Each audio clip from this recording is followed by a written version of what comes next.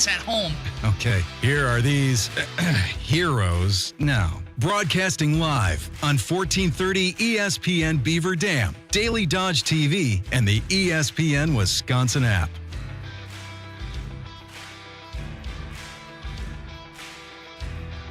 Beaver Dam and Daily Dodge TV.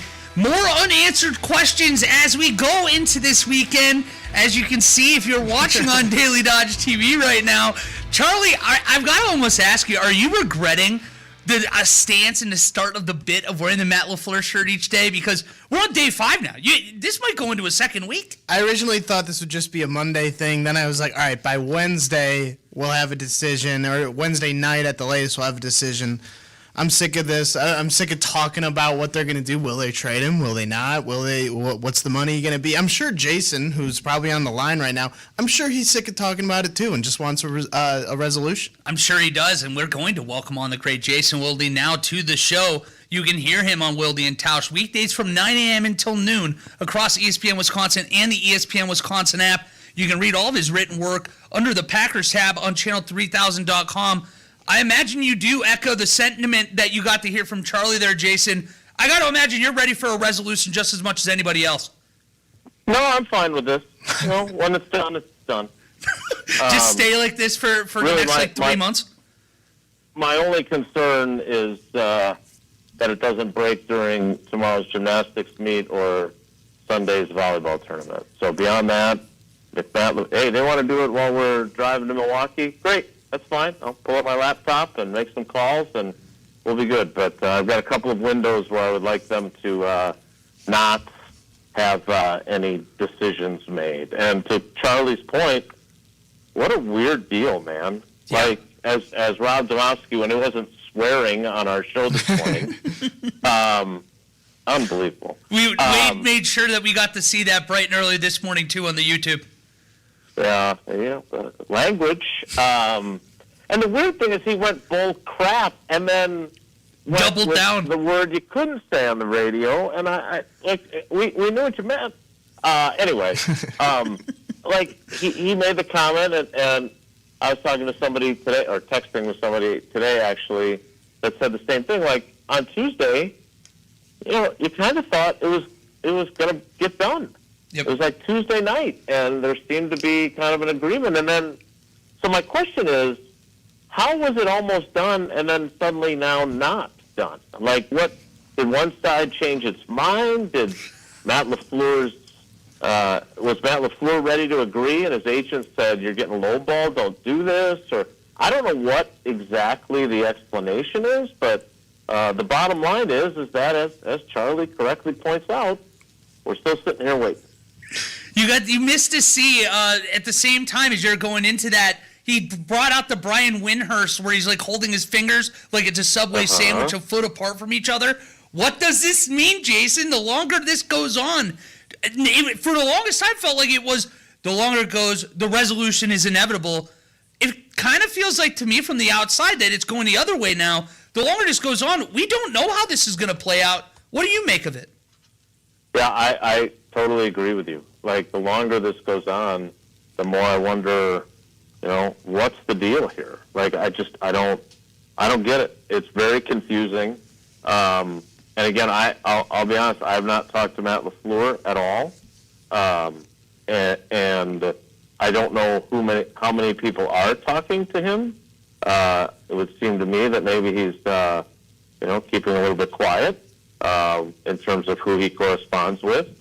Which again, if we were on the cusp of the deal being done, I don't feel like that would be the case. So what bothers me the most about this whole thing, more than the timeline or Charlie being inconvenienced, because I hate it when that happens. What bothers me the most about this whole thing is that I don't like guessing.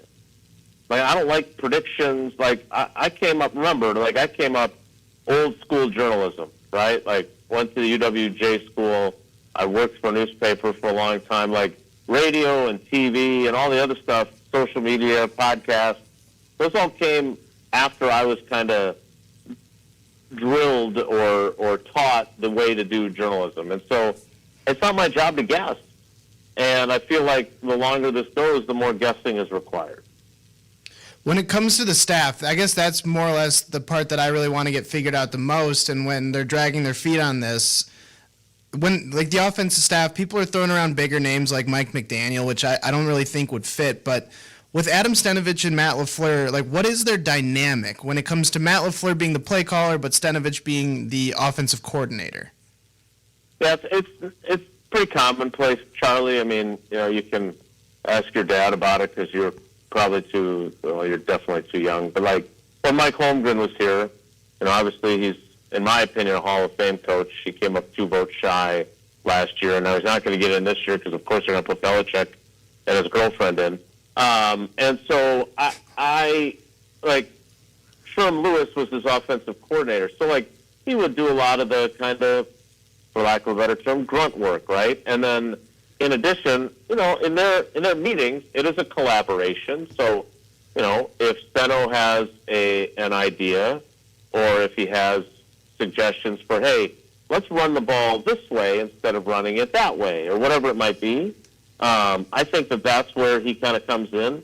But they all formulate the game plan. They all have a role in it. And then ultimately, Matt LaFleur obviously calls the play as the game's going on. Now, Steno's up in the press box, in the coach's box, and he's up there telling people, hey, here's what I'm seeing from high above, and that influences what Matt LaFleur might call. But again, ultimately, Matt LaFleur makes the call, and we know how criticized that can sometimes be. So then when going along with what you were saying to us earlier this week and on Wilde and Tausch, where you think we need to have got new ideas in the building, I hate doing the guessing game too, but let's say LaFleur's back. What do you see with Stenavich and kind of the other coaches in the room? Are we bringing someone in? It wouldn't be a big name play caller like a Mike McDonald or somebody, or Mike McDaniel. Mike McDaniel. It wouldn't be a big name like that. It might be like a passing game or a run game coordinator from somewhere else. Yeah, I mean, look, you're right. I don't want to guess at that. I mean, it could still be Adam Stenavich. Like I was talking to somebody today that they thought that Stenavich was going to get the Seattle offensive coordinator job this time last year with Mike McDonald, oddly enough. And then Clint Kubiak just blew him away in the interview, and he ended up getting the job. And so, Steno could have been gone last year. And, again, I'm not suggesting that we should be rooting for him to leave. I'm not suggesting that Matt LaFleur is hoping he gets a different job.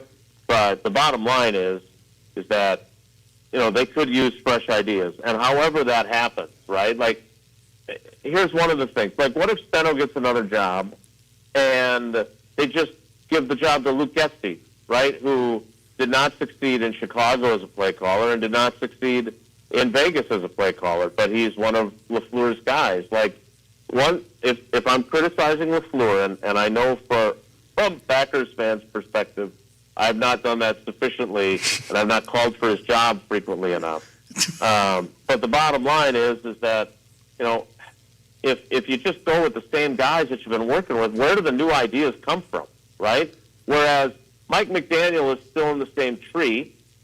Obviously, he and LaFleur have a long history together, but he's been a head coach somewhere else. He's been a coordinator somewhere else. Like, the reality is that he brings a different twist to the same offense. And to me, that's what you want, right? Is, hey, I don't want anything that just, this is what we talk about all the time here. And, yeah, we watch film and take ideas, but what can I take from another organization that you've been with that can help us be more productive? And so I don't know who that person would be. I don't even know that there will be that person. We'll have to wait until, kind of Matt LaFleur, first of all, is assured that he's still the coach, and then he can start figuring out what his plan is with the staff. Well, looking at people that we know will be back on this team next year, is the quarterback in Jordan Love and in Micah Parsons. And Jason, I'm curious your take on the leadership from a player side. Do those two need to be more vocal leaders throughout the season, or is there need to be more of an approach to bring in those veterans that we've talked about for that leadership next year? Yeah, look, obviously you guys know how I feel about that. I don't think you need a team full of 33-year-old players. But I think you need more than your kicker, your long snapper, and your uninjured reserve center to have celebrated their 30th birthdays. I just do. And, that Goody can build the team however he wants. He's the general manager. But his philosophy deserves scrutiny, just as Matt LaFleur's coaching deserves scrutiny, just as Rich Bisaccia's special teams deserve scrutiny, just as Brandon McManus missing those kicks, even though it was windy, right? I mean, he owned that. Like, I just think that there's so many layers to why we're having this conversation. I mean, look, let's be honest. There's no reason that the Packers should not be on an airplane to Seattle right now. Like, it's not that the Bears were that much better of a team.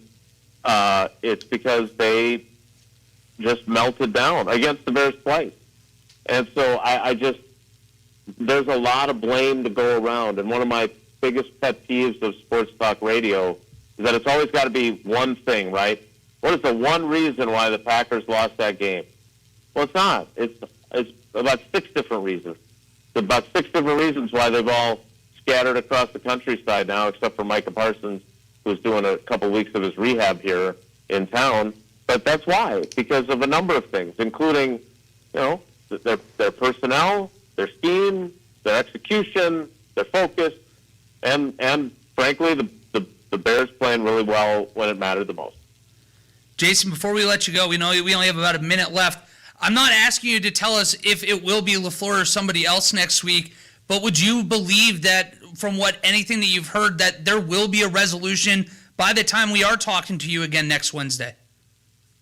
Well, you would certainly hope so, right? Because there's the idea of keeping all this in limbo. And let's not forget, the other 2 guys, as part of their triad, are also entering the final years of their deals, right, with Goody and with Russ Ball. So there are some moving pieces here. But at the very least, even if you don't have all the I's dotted and the T's crossed, you would like to have your coach knowing if he's coming or going. And maybe, who knows, maybe this ends up being a trade scenario, right, where he goes and interviews with the Titans and the Falcons, and they decide to give up a 3rd-round pick to get Matt LaFleur, and I still think if that happens, Packers should just rehire Mike McCarthy. He's in town. It's very simple. He probably still has keys to work in the building if they just reactivate his key fob. But I hope by Wednesday, for the Packers' sake, for Packers fans' sake, and for advancing the conversations we do on the radio, that something will be decided. Well, hopefully Charlie's not wearing the Matt LaFleur shirt next time we talk to you, He's Jason. He's going to have to wear it every day until something happens. Yeah, that's the bit. That's the bit, Jason. I'm excited. We're going to Mexico together at the start of February, Jason. I almost want it to get to the point where he has to wear that poolside while we're in Mexico together. Ooh, I like the sound of that. You're the man, Jason. Have a great weekend. We'll catch up with you next week. All right, guys. Take care. Be good. All right, Charlie. So, again, I feel like more questions are coming than we have answers coming right now. And it's been a week where I felt like for about 48 hours, we were just sitting on pins and needles waiting because we knew that the resolution was coming. And then it kind of gets quieter. Now you have more people throwing out whatever theories they have. It makes it feel like even in that building, no one knows how the hell this is going to play out. Well, in Adam Schefter's quote about him being a top 5 coach, you'd think he would, or at least maybe I would think that he would command better than a 3rd-round pick, since Sean Payton commanded like a 1st and a 2nd, and then I think the Broncos also sent a 3rd. Or it was something weird where there was 3 different picks involved with the trade. Saints might have sent a pick, whatever. Yeah, maybe there's just a million things, and it's all a guessing game now that we're doing of what's going on. Maybe it really is just about because I'm sure the Harbaugh deal didn't help, where he's getting 5 years, $100 million, so $20 million a year. I'm sure a bunch of that's guaranteed. Maybe that affected it and where they're going with the money. And LaFleur wants to be maybe a top 5, top 10 coach in per annual value on his contract. ultimately, like, come on, let's get this going. Decide one way or the other. If it is a trade, then we got to make that happen. Maybe they're waiting on calls. Maybe they're waiting for some of these interviews to happen. Maybe they're waiting for Jeff Halfley to get done with some of these interviews, for him to come back, talk to him, say, hey, like, would you take our job if LaFleur ultimately moved on? Oh, imagine that world where you elevate the DC, fire Matt LaFleur in a game that you gave up 25 points in the fourth quarter. Well, it wouldn't even necessarily be firing him. Maybe they're trading him, and they're like, hey, like your job's open. You don't have to move your family and do that whole thing, and take him there, have him promote somebody or bring in one of the coordinators that he wants. Now it's just all guessing, and like, who knows at this point. I really hope by Monday we have a decision on this. I hope for you. I can see it wearing on you every day. You have to change right before the show. You're like, I gotta go home and get my shirt. It's not here. I thought it'd be done by now. It's wild to me that Matt LaFleur, though, you've heard all week about how he talks about this is the dream place to coach. This is where he wants to be. And I'm sure part of that is that bargaining chip for the public, how that's going to be perceived. But if he truly thought that this is the dream scenario, you would think that you would be getting maybe not a hometown discount, but you're not asking for the crazy Harbaugh money that would be happening. Because at this point, I mean, where you go somewhere else, if he is not with the team next year, it's not going to be a good situation, at least compared to what this one is. You are betting on yourself at a very, very obvious point if you do go about it that way. I just felt like, knowing the Packers were wanting to get a deal done, that this would have happened much faster than what we've seen. And I don't know anything about his agent, but maybe this is just his agent. You know, like where the agent's like, we said before the negotiation, we're not moving away from 4 years, $60 million. You know, like, and the Packers are like, how's 3 years, $45 million? I don't even know if the math makes sense there. That might have been. That's literally like a parallel. A it's just a year and $15 million. Hey, I've never claimed to be good at math. Math guy Charlie Dern here. I've never claimed to be good at numbers. I think that was literally the math of taking off a year. You literally just took a year off. It's 3 for 45, 4 for 60. You're like, that's probably what it is. Well, maybe he wants the 4 years and he wants it to be that way. It's all so dumb. I wish that we could just talk about something that, like, talk about, all right, Matt LaFleur's back. Who's he going to hire on the staff? What are they going to do with the staff moves? Because, like, those are really, from what our conversations with Jason Wilde, like, those are the conversations that are the most important to the team and kind of how they played out this season was that offense. Not necessarily that it was going stale, but that, like, they didn't have the answers in the second half when it mattered in 5 or 6 different games this year. Oh, man. And then Gabe was talking about it on the air Monday. And this morning he was talking about it on Jen, Gabe, and Chewy. He was saying, like, hey, like, at this point, like, if you don't have it or if you don't know that this is the guy and the decision has been made, then the decision is made and you can't bring him back. And part of me is like, I agree with that. I'm losing my mind about this. Well, and you heard Jason even say it on the call about progressing the conversation. And right now, I think that's why there's so much frustration on top of what happened last week, because we're in a pause right now. We're watching teams get a head start on their head coaching and coordinator searches, where the Packers are still twiddling their thumbs and in whatever the agreement is for the extra year and $15 million. Who knows what it could be. But they are at a standstill until this happens.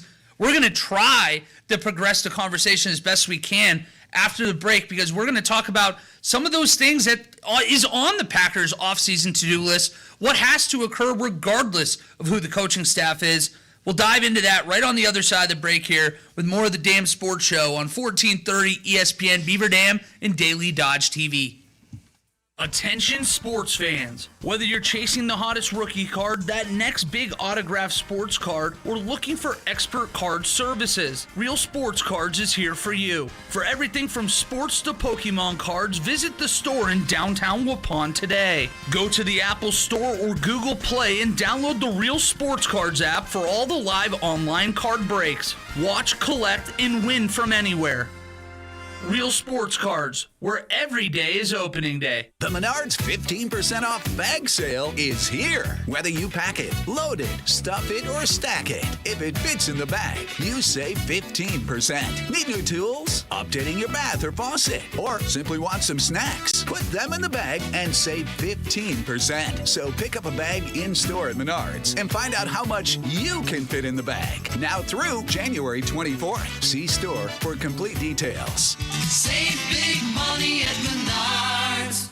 The crowd cheers as Team Hunger takes possession. The ball is snapped and they're stopped at the pantry. No snacks, no brats, no chance. Ooh, I don't know, Jim. You gotta shop local and save at Fox Brothers Piggly Wiggly. That's how contenders prep for game day. Yes, their brats alone are an MVP, perfectly seasoned and game time ready. And there's the fresh deli with wings, dips, salads, and more, keeping fans cheering at the snack table. Make the winning play. Shop the pig in Beaver Dam and Mayville or online at foxbrosPigglywiggley.com. Are you tired of battling a damp, musty basement? Air Care in Beaver Dam has a solution for you. The April Air Dehumidifier will significantly improve the air quality in your basement by removing up to 100 pints of moisture per day. That's 12.5 gallons. The April Air Dehumidifier is quiet, energy efficient, and backed by an impressive 5-year replacement warranty. If you want a crisp, dry lower level for more living space or storage, call Air Care at 920-356-8860. Big enough to serve you and small enough to care. After a serious crash with a semi-truck, everything can change instantly. Your future, your family's future, your quality of life. That's why knowledge and results matter in big truck cases. And not all law firms have the know-how or the resources to handle these complicated cases.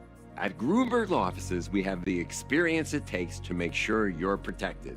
And there's never a fee until we win your case. Gruberg Law Offices. One call, that's all. Hey, it's Stacy with Slumberland, Beaver Dam in Watertown. Our New Year's sale is going strong, and you can save up to 50% off of list prices.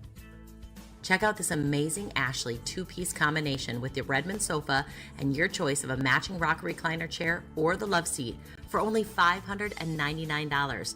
Or take your pick with Lazy Boy chairs, anywhere from $555, and you've got your choice of 5 different Lazy Boy branded recliner chairs. Our Windsor accent chairs are only $149, offered in 4 different color options, and this amazing bunk bed for as little as $299. The Mahoney Shea sectional is on sale for $799, available in 2 different color options, and take advantage of our no interest financing for up to 36 months. Our New Year's sale is going on right now, and you can save big. Shop local with us and save. Stacy with Slumberland, Beaver Dam, and Watertown. Prairie Ridge Health now offers podiatry services in Columbus and Sun Prairie. From surgical solutions to diabetic foot care, our podiatry team is here to help you get back on your feet. Our board-certified foot and ankle surgeon treats foot and ankle injuries and disorders, fractures, bunions, plantar fasciitis, and offers diabetic foot care. Prairie Ridge Health, delivering specialized foot and ankle treatments close to home. prairieridge.health. Sometimes they have no idea what they're saying out loud. Isn't that what local sports talk is all about? Hear more shenanigans now on 1430 ESPN Beaver Dam and the Dam Sports Show, presented by Real Sports Cards in Waupun. Who let the dogs out? Who let the dogs out? Welcome back to the Dam Sports Show, 1430 ESPN Beaver Dam and Daily Dodge TV. Before we get more into Packers talk, we want to remind you, if you are looking for a one-stop shop for all things sports cards, head on over to Real Sports Cards in Waupun or check out their app. Whether you're into sports cards or Pokemon, Real Sports Cards has you covered. With live break streaming right on the app, you can grab individual cards on the go, be a part of a group, and watch for your favorite players and teams as the packs get open. Go to the Apple or Google Play Store today, look for the orange logo, and take your collection to the next level with Real Sports Cards, your local resource for all things sports cards, Pokemon cards, and more. Charlie, we're talking off-season to-do list here for the Green Bay Packers. I'll let you get us kicked off here to start. What do the Packers have to do before September rolls around if they do want to take the next step next year? I've got to figure out the head coach as my number one. It's pretty high on the list right now. I didn't even put it on the board because I was just like, there's no way that this is still going on right now. We have to figure out who the head coach is going to be. Yeah, let's just move on to number 2 after that, because we don't need to do that anymore. I don't want to do that anymore. I don't even want to do number 2 anymore. We just kind of did it with Jason. It's figuring out that offensive staff. I think after Matt LaFleur, or not even the offensive staff, really, if Hafley's gone and if Bisaccia is back, then I don't know what to say about that. Ultimately, yeah, figuring out the offensive staff, getting the new guys in the room, seeing if we bring Adam Senovich back, or if Adam Senovich gets poached to take another job, then maybe they'll have to bring in someone else. I'm not really sure where they'll go with it or who they'll bring in, but I think they should bring in guys. I do agree with Jason on that it does seem like, not stale is the word, but it feels like we need something else in the room. Maybe someone to challenge LaFleur a little bit on these second half decisions that they're making on how they should play it out. Ultimately, they got too aggressive against the Bears on Saturday night, or 2 Saturdays now. Or no, that was Saturday night. Isn't it crazy how long this week has been? Yeah. It's not ended. No, it really hasn't. So, yeah, for my number 2 on the offseason list, I have figuring out the offensive staff. All right, well, figuring it out, that's a good place to start. I think where Matt LaFleur, first of all, if he is the head coach, that's the closest where I feel like we have a question, because if he isn't, I think you're going to have new coordinators, whoever that's going to be in there. But if Matt LaFleur is back, do you think that that's going to change? Do you think that he will actually go out there and go into the coaching pool and find new coordinators? History says no. History says he's going to just promote a wide receiver coach or a passing game coordinator or even a run game coordinator, do something like that. I hope he does. I'm not sure what necessarily his budget would look like, and I guess that would probably be Goody making those calls. Especially now, after the news we've heard the last couple of days, it sounds like he will be even more of a decision maker going forward. Yeah, and I'm sure that's also part of this LaFleur conversation. Maybe that's a wrinkle that's in the contract where he's like, hey, I don't want it to be that way, and maybe that's a stipulation that they're fighting over. Yeah, I think they should. I don't think they will. Okay, they think they should. Complacent, another word that it feels like it's been thrown around an awful lot this week. My number 1 checklist on top of the coaching, I probably could have put that in here, should have, but I decided to go with figure out if Lucas Van Ness is the true edge number 2, because Rashawn Gary is not going to be on this team next year, and you need to have somebody on the opposite of Micah Parsons who is going to be able to get home, especially with the attention Micah Parsons is able to bring just by being on the football field. It felt like you got those glimpses again this year where you can see it, where you're like, I can believe that Lucas Van Ness can be that second edge on a team that can go deep in the playoffs, but it just simply hasn't been consistent enough. You got to figure out this offseason, if you have to, whether it be the draft, free agency, you have to have that solved next year, or you're going to have a lot of the same issues you did this fall. Definitely, especially with the amount of double teams that Micah faces. It was far and away the most double teams in the league, and next up was Myles Garrett, and we all know Myles Garrett just broke the NFL sack record for a single season. So, yeah, it's valid to be up there, and so, yeah, having that number 2 edge rusher, or even what I had next was the D-line. Having the D-line figured out. Yeah, Devontae Wyatt's good, but ultimately, he's going to be coming off a major injury and a major surgery with the injury, and we need to have some more depth there, and we need some guys that will be able to provide some problems for quarterbacks from the interior. So, yeah, I think Lucas Van Ness can really be the guy. It seems like he was really stepping up and looking like he was worth the first-round developing pick that we took him in, even though it was a high first-round pick for a developing player. That's a Goody criticism, and I'm happy to have those if we want about the NFL draft. It looked like he could be that guy. He looked good in the Bears game, and if you're playing well in a big moment on the road, then ultimately that's great. He's just been he's really struggled with injuries, and then there has been some games where he might have come back from injury, and you're like, did he play? And he then disappears. And you don't look, even know he's on the field. You look, and he played 75% of the snaps, and it's like, wait, he didn't make it. I didn't even know he was out there. Yeah, and then you have the Kyle Kuzma NBA playoff stat line where you start diving in. You're like, he played 50 snaps. He doesn't have a tackle, doesn't have a pass deflection, he doesn't have a hurry. You just don't know what is happening. And it's just far too frequent at this point. And figuring out that edge position goes into my second, because if you're able to do that, you're going to take a lot of the pressure off of those guys on the outside.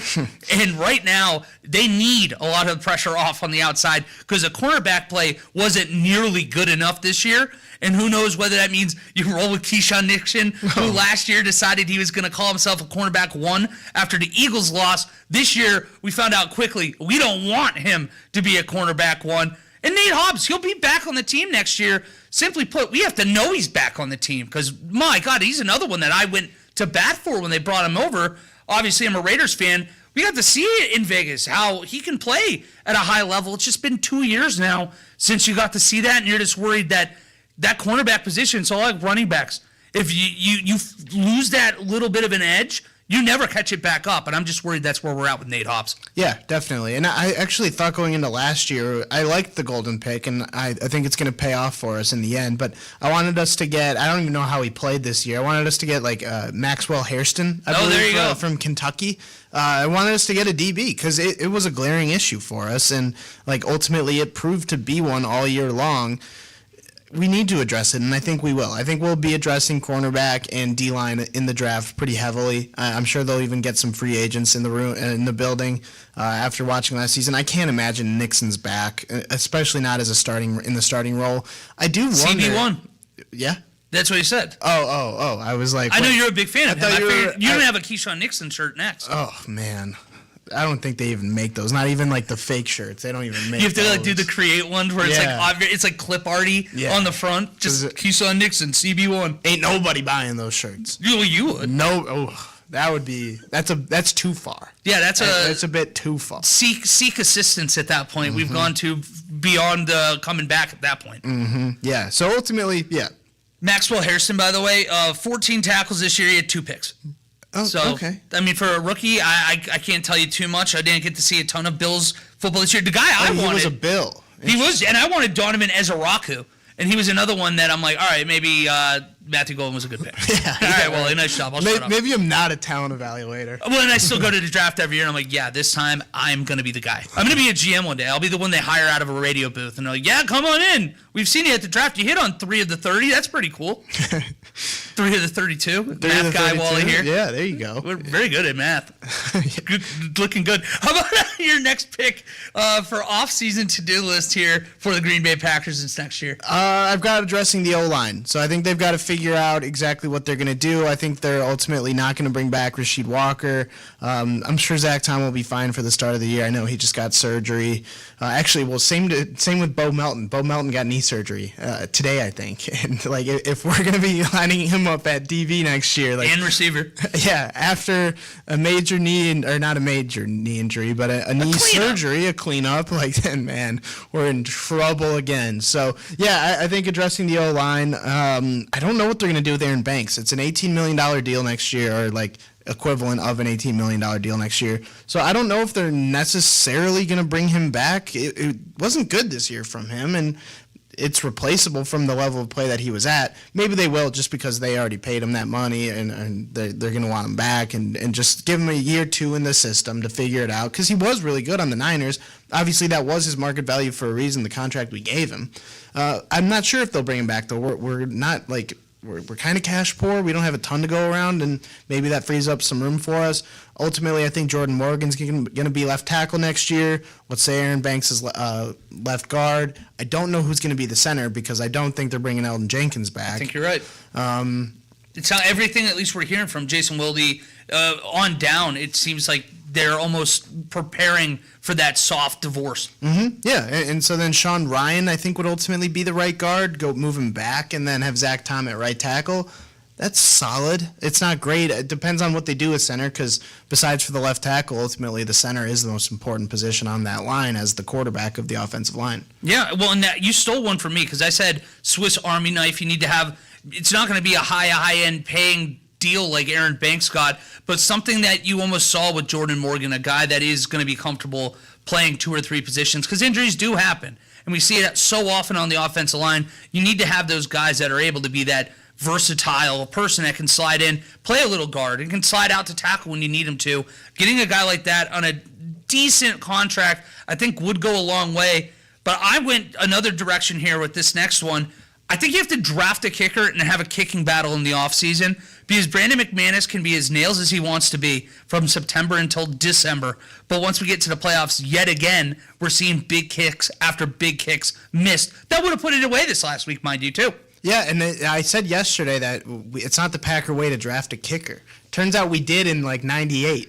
So, we could do that again. We're inside 30 years. It's very similar. You're going to get the same reaction, I'm sure, from the thousands of Packer fans in Pittsburgh for the draft when they announce a kicker.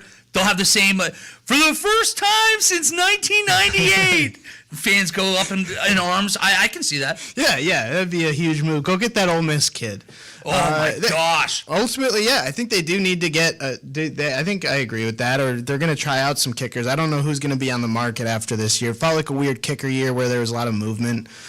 So ultimately, yeah, we'll kind of have to see on the kicker. But I agree with drafting one, especially if we can go get that Ole Miss kid. I'm ready for the Rebel kid. He made a 58-yard field goal in a playoff game. Well, he didn't in a dome. Sure, but like he also made it like look like Cam Little, where the ball was up in the all-state hands in the middle, and I'm like, that looked like it was a 40-yard field goal, not a 58. It's getting ridiculous at the college level. The leg strength.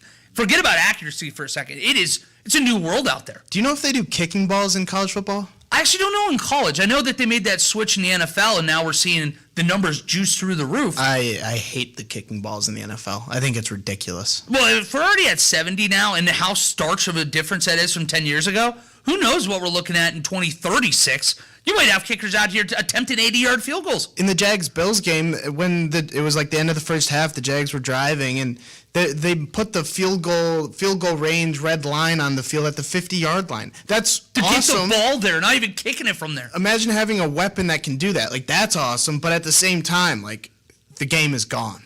No, yeah, the game that we grew up on, the Big Ten West football. What happened to the game I love? Yeah, I want my kickers to miss a 40-yard field goal every now and then when I'm watching the games. Now it's so automatic at the NFL level, unless you have Brandon McManus in a postseason game. Of course. Yeah. My number 5 was make decisions at wide receiver. I'm not sure what they're going to do with Romeo Doubs or Dontavian Wicks. I think we should ultimately – it's tough because I don't think we have the money for – Dobbs, assuming like other moves, depending on the other moves, of course. It's all a guessing game, like Jason said. And I think that bringing Wicks back would be a good idea. I don't know if they will. I'm not really sure how they'll, how the money will shake out. But it makes sense for Wicks to come back for at least a 1-year deal. We'll see. He's obviously familiar in this offense. I'm not sure how much of a run he'd get in other offenses. Maybe the Bills. I guess the team like the Bills or the Chiefs, they like to retread wide receivers and give them a decent role in their offense. So yeah, I'd be happy with Watson, Reed, Matthew Golden, and Dontavian Wicks as our 4. See, interestingly enough, my last one before we go to break, mine was just Matthew Golden has to be in school this offseason. He has to be working with Jordan Love nonstop. That connection, you can see that there's something there that it can be special. And if they're able to get that chemistry going into next season, especially with how we saw Christian Watson look after coming back from that knee injury, you have those two guys even before you get into whoever is going to be the 3rd and 4th option. That could be an explosive pass attack. It just all goes into, can Matthew Golden become that first-round wide receiver that we believe he is? And I think that I'd say 90% of Packer fans didn't lose any confidence going into this offseason. You saw the flashes. I'm buying in. Would you even say it's buying low right now? I don't feel like it's decent value. This isn't diamond hand territory. You should have bought before the playoff game. When Senovich said, yeah, he doesn't have a role in the playoff. That was probably as low as the stock could have been. And then the PR team walked over to LaFleur and they're like, did you hear what Steno said? And he's like, what? And then he had to go address the media and he had to say, no, Matthew Golden will play. And then Matthew Golden's tweeting out all the cryptic stuff. That's a wide receiver. You know you've got a guy. When he showed up to the draft in the all gold and all that, he came out, he looked awesome, and then he's a cryptic tweeter. That means you've got a stud. We got a wide receiver 1 on our hands. Mm-hmm. That's all I hear. We're going to step aside for a quick break. When we come back, we're going to break down last night's Beaver Dam basketball game. And then we have another one tonight over there at the Beaver Dam High School as the boys are going to be welcoming in, or the girls, will be welcoming in DeForest. That's next here on the Dam Sports Show on 1430 ESPN Beaver Dam and Daily Dodge TV. This is Tim Struck, head boys basketball coach over at Rio High School. You're listening to 1430 ESPN Beaver Dam. Attention sports fans. Whether you're chasing the hottest rookie card, that next big autographed sports card, or looking for expert card services, Real Sports Cards is here for you. For everything from sports to Pokemon cards, visit the store in downtown Waupun today. Go to the Apple Store or Google Play and download the Real Sports Cards app for all live online card breaks. Watch, collect, and win from anywhere. Real Sports Cards, where sports fans come to play. A former Wisconsin Badgers basketball player who was cut from the team in October was involved in a point-shaping scandal. Elijah Gray accepted $10,000 to $15,000 to underperform in a game when he still played for Fordham. Wisconsin is cracking down on human trafficking. State troopers are trained to spot warning signs during traffic stops and commercial vehicle inspections. January is Human Trafficking Prevention Month. Advocates say parents should talk to their kids before predators get a chance. And you can celebrate winter in West Bend this weekend. Winter on Main is happening tonight and tomorrow. There'll be dozens of ice sculptures, friendly sled dogs, and an indoor market. From the Daily Dodge News Center, I'm Terry Bell. Your home for Beaver Dam High School Golden Beaver Athletics is Daily Dodge TV and 1430 ESPN Beaver Dam.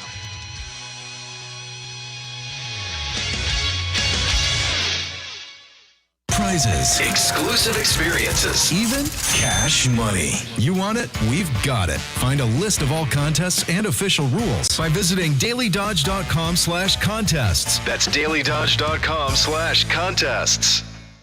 Hi, I'm Josh Schneider with Silica for Your Home.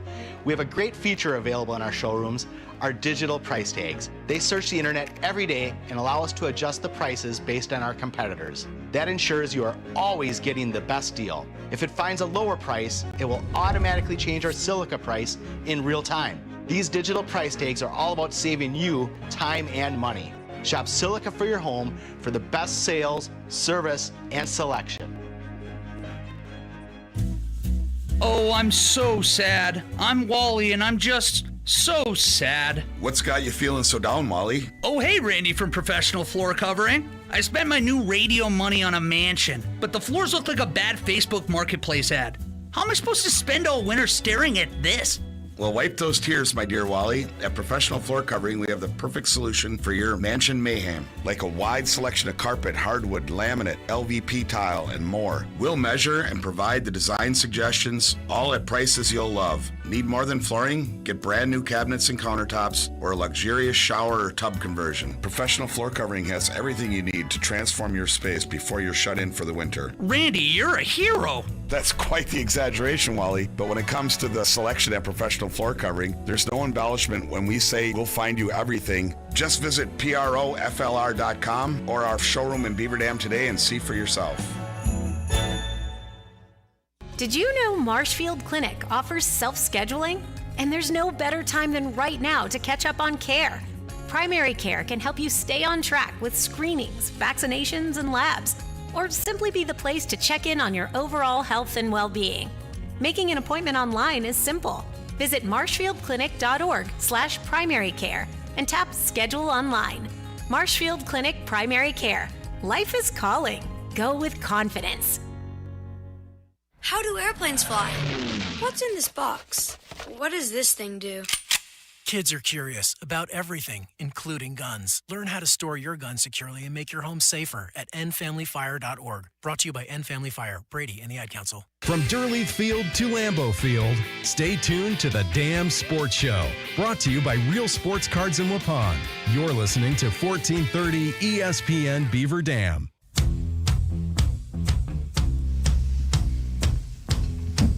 It's time for our Beaver Dam High School prep block. Last night, we had a couple games on the ice as the Beaver Dam girls team went to Janesville. They were actually found themselves trailing in the third period in this one, 2-1, before ripping off 3 quick succession goals, which included the hat trick from Brenna Rhodes in this one with a power play goal to wrap it up, make it a 2-goal game. They'll have a week off now before they get back, and we'll be covering them again. But on the boys' side, they fell 5-4 in a tight game against Oshkosh.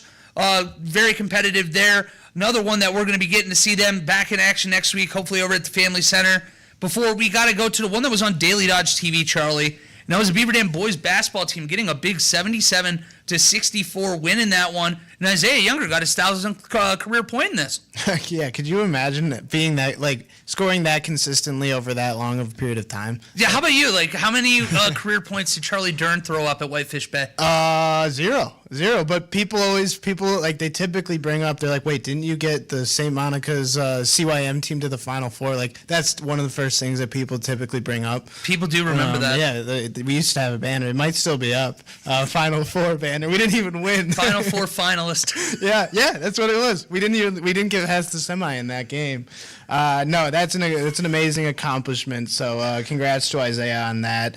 And like whether it's like I'd love to see the breakdown, or like, you know how they do the shot charts of everyone. Like I'd love to see a shot chart of all where he scored all those from, whether it's from layups or scoring around the rim or from outside. Like it's just an amazing accomplishment, and hats off to him. I want to know, because like the spray charts for high school have to be more the pure ones that we saw back in the day. Right. Because now when you look at the NBA, it's the most boring things in the world, where it's just a giant circle around the three-point line and then a very tight circle at the rim. There's no such thing as mid-range after you get to college anymore. No. It's dead. Yeah, not at all. So that's phenomenal that he did that, and it's great to do that also in a win, because like because I'm sure like they stop the game and they do like take the picture with the ball or whatever. They're ready for it to happen, and so there's like a bit of a celebration for it, and then you got to win that game then too. Yeah, I'm imagining like if either of us ever got to 1,000, it happened in a game we're down like 65-30. Hey, congratulations, Charlie! Hold up the banner. Well, they're wheeling me sad. out. They're wheeling me out. It's like my 7th year in high school, and they're like, "Hey, you never finished math." It's true. Trigonometry never got the better of them. It's you fun. think I took trig? No. Well, way. yeah. Actually, I might have. See, as soon as they started getting into the cosine, tangent, I sine, did do that. See ya. Oh man, I was out. But then it's funny because like a lot of the stuff that you'll do is angles, like especially in basketball, and like there's trajectories that you're using and different things like that. I always thought I could pass pretty well, and then I guess like my head's kind of doing that kind of stuff. But once I'm seeing the numbers and the degrees and cosine and math guy, Charlie. Oof. I was good at PEMDAS, and that's where it kind of trailed off. That's where it ended. Well, let's look ahead to what happens tonight on Daily Dodge TV at 7 o'clock. I know I'll be over there. I think Tim Haldeman's going to try to make it over, so you're going to have a two-man crew. Hopefully, Aiden Voigt will be there on camera as the girls are hosting DeForest. DeForest enters this game 2-4 in conference, so it's easy to potentially look past a team like this. What people aren't noticing with this team, they played Monona Grove, who took Beaver Dam to the limit the other day. They played them in a 5-point contest, and they kept the Wanakee game within 15 points too. So it's a team that is capable of winning a game like this. So it's going to be so important for the girls to not look ahead and take this seriously and start this game fast. Yeah, can't let it be a trap game. I think it was Vanderbilt last night. They're 16-0 in men's hoops. They just lost last night. It was a clear look ahead spot because they have a bigger game over the weekend. I'm pretty sure. I think it might be against Arkansas, because I think I remember seeing Calipari. They were like, "Well, you know everything about Vanderbilt," and they were like, "Hey, they just lost tonight," and he was like, "Oh, yeah, exactly. This is the worst thing that could have happened." Exactly. That's 100% it. You can't look ahead to the next game. You got to focus on winning one game at a time. And I think they'll do that, knowing the like identity and the experience of this team. I think that they know that like, hey, we got to take this one at a time. You can't look at records and just throw those out completely and just play your game. Well said to that. We're going to throw it to our final break of the day, and when we come back, it's time for Friday picks, and there's a chance that this one is a very important one when it comes to figuring out who is going to be punished down the road, as we have Brian Windhurst come back out in Charlie Dern form. That's next here on the Dam Sports Show on 1430 ESPN Beaver Dam and Daily Dodge TV. Here's a look at your weatherology forecast.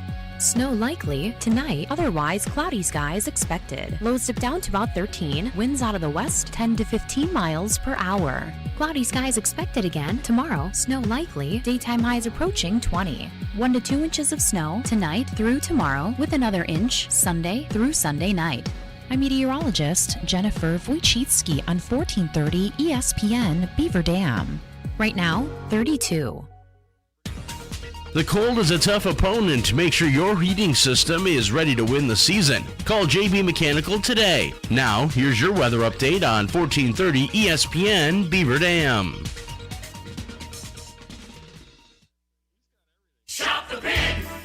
Okay, let's see. Grocery list says pasta night, something for sandwiches, a real dinner, snacks, and, oh yeah, eggs.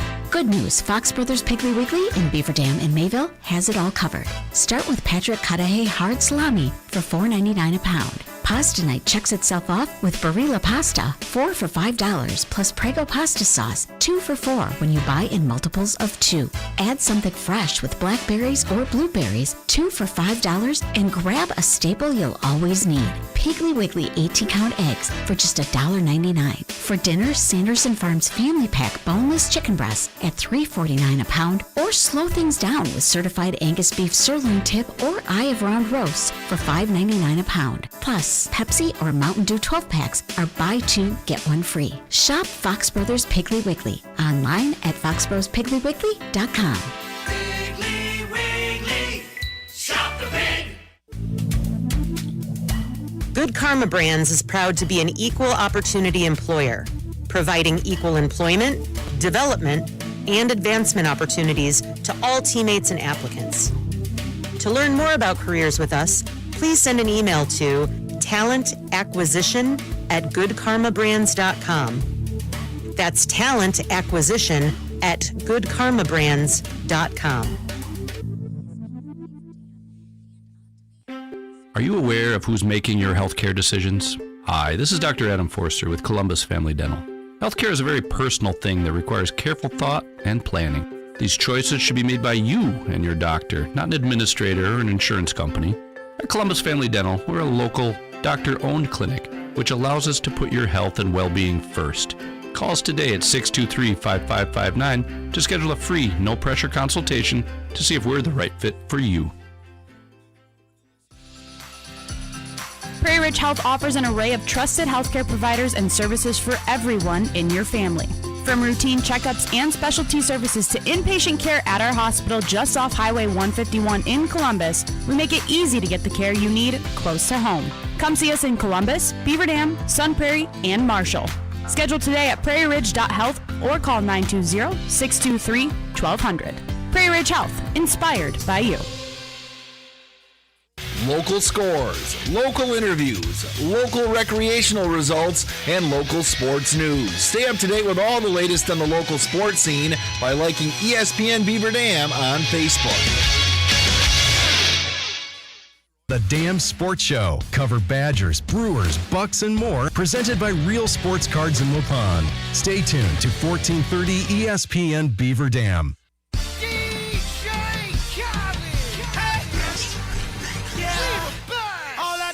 It's time for Friday Picks here on the Dam Sports Show, 1430 ESPN Beaver Dam and Daily Dodge TV. Wally Lukashenski, Charlie Dern, and Ashley Doberzinski with you today.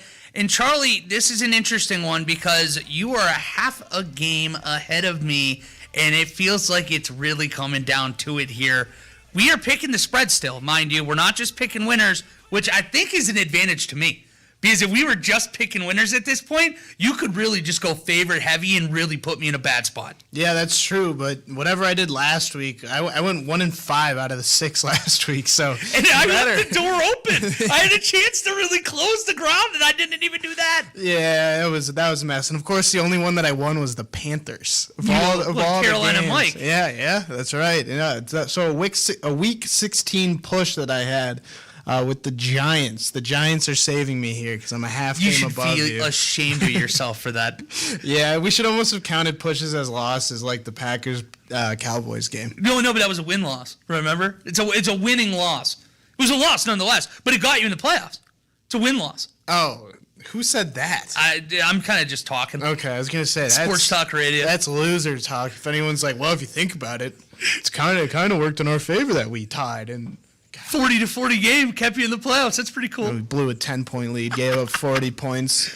That's kind of an. Some of these games are like I'm not Jeff Hafley. Like everyone, apparently he's like he commands the room and does all that, and like I totally get it. He's been really good this year, but like he had some rough moments for a guy that's getting like 5 or 6 head coaching jobs. I mentioned 25 fourth quarter points. Yeah, that's what I mean. Yeah, I mean that is unbelievable. And like I wonder what it's like that. And then all these teams are like, yeah, well, forget about that. Well, you know, in baseball arbitration, it basically turns into the team is arguing to a judge about how much a player sucks, so they don't get played. Brewers fan, I know all about arbitration. Trust me, we know. Yeah. The Pittsburgh and Milwaukee fans, that makes sense. It feels like now you almost are like, Hey, did the Packers be like, hey, did you notice all those fourth quarter leads we blew? Maybe you shouldn't be hiring Jeff Hafley. Yeah. Let him come on back home. Mm-hmm. Let him come back home, give him the head coaching job, get a first-round pick from Matt LaFleur. It's perfect. Everybody wins.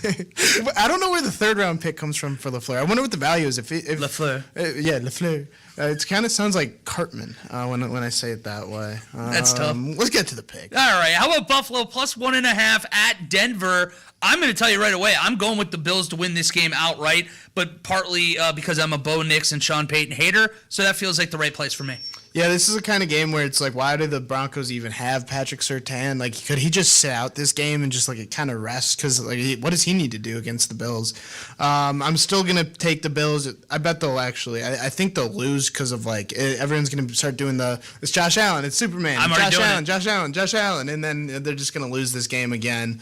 I think I saw something like Josh Allen has the most wins of a quarterback, most playoff wins ever for a quarterback that has never made the Super Bowl. Wow. Yeah.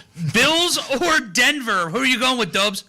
Bills. See, I don't want Denver to win either. Come on! That's a clean sweep. We don't need Denver coming back at us, though. Don't clip this, Denver fans. Yeah. Denver hates you. They hate me. They do. hate Charlie. This will not be going on the TikTok. Okay, fair enough. It's a bummer. Maybe next year. Hopefully they play again. How about San Francisco plus 7 at Seattle? Give me the Niners all day. I've got the Seahawks. There's some Even with rumors. Sam Darnold? Yeah, I don't know how real that is. I feel like it's kind of wrestling at this point where they're like, oh yeah, now he's got a quad injury on like Wednesday. Like, where was this? This is new? Did he do that in practice? And they won't even talk about it anymore. They won't talk about it. So it's kind of weird. The Niners, they've lost too much. George Kittle just tore his Achilles, and their defense stinks. The Eagles, like, they can't do anything on offense. It took a lot for the Eagles to like try and do anything against that defense, and that's an indictment on the Eagles offense less than it is like, oh, the Niners defense figured it out. Yeah, I've got the Seahawks by a touchdown. Seahawks or Niners, Dobes? I think 49ers. I don't know why. I just don't think the Seahawks are going to win. The Juszczyk gang right here. We have them going right back. Well, you got to support the fashion. We got to support the fashion here. Yeah, you got to support the Wags, right? Yeah, we're supporting the Wags on this show. Very forward thinking here. We are Haley Steinfeld and now Kristen. I cannot say her name. Continue. All right, we have less than a minute left, Charlie. We're going super rapid fire. New England -3 against Houston. Houston +3, their defense. It's going to be the first time the Patriots have truly played like a really good defense. So, well, not the first time necessarily, but Texans +3. Patriots, this is where I'm making up that ground right here. They're going to win this game. They're going to win this by about a touchdown. Patriots or Texans? Patriots. Got to stick with the Wags. Come on. Chicago +4.5 against the Rams. I'm being a hater. I'm picking the Bears just so that I get to be happy if they're happy, so I hope I'm wrong. Oh, okay. That's a fair way of hating. I'm doing the hate pick of Rams -4.5, and I'll do the whole thing where I'm like, the Rams are going to score 50 on that defense, blah, blah, blah, blah, blah. Rams, Bears. Rams. I don't want the Bears to win. All right, Miami, the U against IU national championship game. I'm going with the U, covering the 8.5. I'm going with the U. I got to stick with Michael Irvin here. Last word, Dobes. Who are you going with? Going with the U. 3 for the U right there. That throws us into our weekend break. Have a great weekend, everybody. We'll be back with another edition of the Damn Sports Show on Monday, same time, or Tuesday. It's MLK Day, so we'll be off Monday. We'll see you guys back here on Tuesday from 4 to 5 on 1430 ESPN Beaver Dam and Daily Dodge TV. You got me! The Galaxy